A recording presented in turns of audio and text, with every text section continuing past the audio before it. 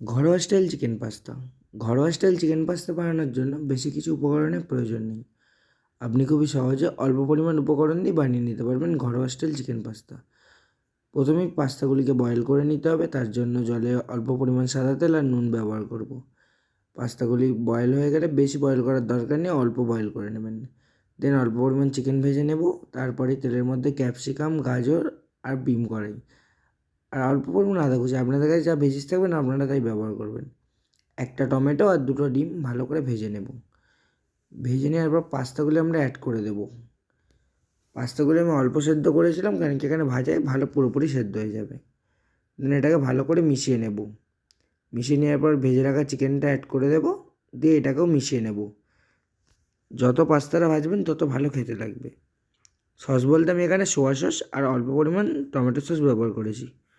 দিয়ে ভালো করে মিশিয়ে নিয়ে তারপর ম্যাগি মশলা ব্যবহার করবেন।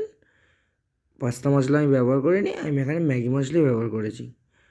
আর 3-4টে কাঁচা লঙ্কা কুচিয়ে দিয়ে দেবেন। আগে আমি গোটা দিয়েছি, আর আপনারা আপনাদের স্পাইসি মতো কাঁচা লঙ্কা দেবেন।